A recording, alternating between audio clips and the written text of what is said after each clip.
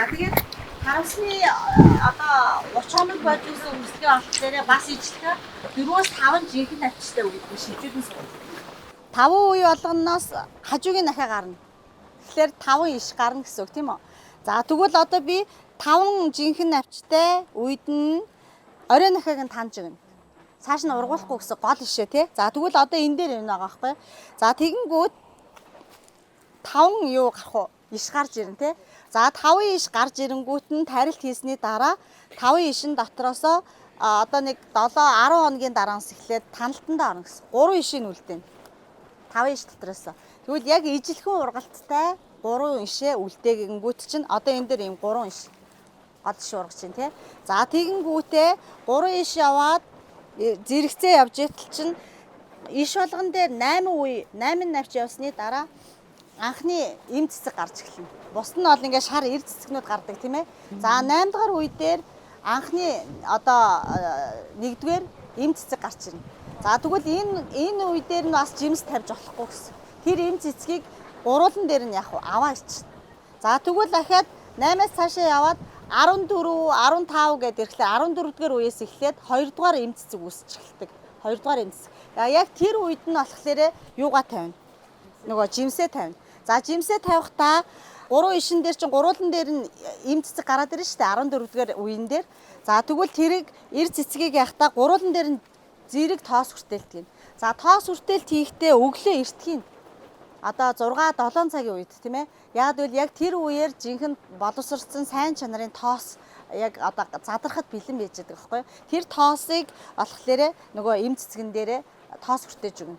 За тэгээд ахаад яхта эр цэцэг сонгоно штэ. Эр цэцэг сонгохдоо ч гэсэн тод өнгөтэй аль болохоор том эр цэцгийг авч тоос хүртээлт гин.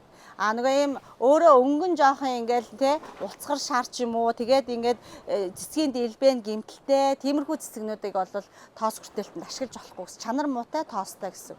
Тэгэхээр хамгийн гоё эр цэцгээр эм цэцгэн дээр тоос хүртээлт хийж өгнө. За тэгэнгүүтээ тоос хүртээлт хийснээс ахгуулаад ердөөсөө жимс яг маргааш нь захгуулаад өрөвч томорч эхэлдэг. Нөгөө цэцгийн дэлбээ чинь хаагдчих штэ тий. Тэгэхээр ард нь агаа өрөвч томорч эхэлдэг. За тэгвэл одоо томроод ихэлсний дараа ажиглаж агаад энэ 3 жимс тавьсан байгаа тийм үү? 3 жимс үүснэ гэсэн үг шүү дээ. Тэрэн дотроосоо хамгийн одоо юу сайтай, хээ сайтай тийм ээ? Зөв хэлбэртэй бүх бөөрийнхий биш 100% тийм ээ? Нөгөө өөрийн сортынх нь юу байгаа. За тэгээд ямар нэгэн гэмтэл байхгүй тод өнгийн нэг жимсийг үлдээгээд бусад 2 жимсээ аваа ичнэ. За тэгэхээр энэ маань юу гэсэн үг юм бэ гэхэлэр энэ 3 ишин дээр ургаж байгаа энэ навч болгон тийм ээ. Навч болгон дээр үйлдвэрлэгдсэн органик бодис зөвхөн хаашаа явах вэ? Ганцхан жимслөө очно гэсэн. За тэгэнгүүтээ ийшээгээ явж агаад одоо угаасаа ингээд явхлаар ийшээ 25, 6 гэдэг ингээд 30 дээр ч юм уу те хамгийн тэр юуны хаяавчин дээр очиод тэгэнгүүт бүгднгийн нэг зэрэг орой нахайг нь хажлаа ичнэ. Тоос хүртээлт явагдсанаас хойш 45-аас 50 хоногийн дараа буцгүйцэн гэж тооцсон. Яг тодорхой юу нэ. Тэгээд нөгөө би хэлжсэн өмнө нь ингээд нөгөө томрох хугацаа байгаа штэ. Томроод ирснээс хойш амт чанар нөгөө гоё улаан махлаг эдний чинь амттай болох хугацаа явдаг байхгүй юу? За ингээд яг тэр 45-аас 50 хоногийн дараа би хураалтаа гээд тоос хүртээлт хийсэн өдрөө тэмдэглэж аавна гэсэн.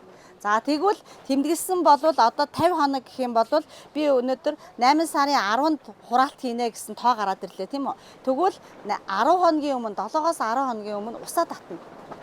Усаа татаад услаагаа зогсоочгонгууд одоо энэ дотор нөгөө юу үүснэ? Сахар бий болно гэсэн. Гоё амттай, шүүстэй болно. Усаа татчих юм бол. Услын услагааны систем явахдаа өргөн далан 2 метрийн далан хийчихэж байгаа шүү дээ. Тэнгүүтээ 3 игний услалтын систем явна. Одоо тэр уян дээр карантинууд нээж байгаа. Хамгийн эхлээд одоо энэ далангийн үзүүр дээр би тарьж байгаа шүү дээ. 50 см-ийн зайтай тарьдаг тийм ээ. За ингээд тарихдаа энд услын услагааны систем юм гэсэн. Тэгвэл эхлээд тарилт хийсний дараа энэ 2, 3 дахь услалтын систем хаалттай зөвхөн яг энэ услалтын систем явна. Тэнгүүд энэ иш маань ургаад тэр 7, 8 дахь юун дээр очингууд чинь дараагийн услалтын систем дээр иш нь яваад хүрэх үе штэ. Тэр үед 2 дахь услалтын системээ онгойлгож өгнө. Ягаад гэвэл үндэс маань яг энэ ишээ дагаад ургаж байгаа энэ хөрсөн дотроо. Тэгэхээр Энэ хэсэг дээр байсан үндэс ийшээ явцсан байгаа бол энэ хэсэг дээр нь нөгөө карантаа онгоолгоод өгөх юм бол илүү их усыг яг шингээж аваад тэгээ усыг шаарддаг тармил учраас ингээд за тэгэнгүүт дахиад 3 дугаар юун дээр энэ жимс боловсроод те боцгүйцээд явж явах үед дахиад дараагийн иш маань ийшээ ургана тийм ээ. Тэгвэл тэр үед нь нөгөө 3 дахь карантаа яг иш ургаж байгаа тэр хэсэг дээр нь онгоолгож өгнө гэсэн.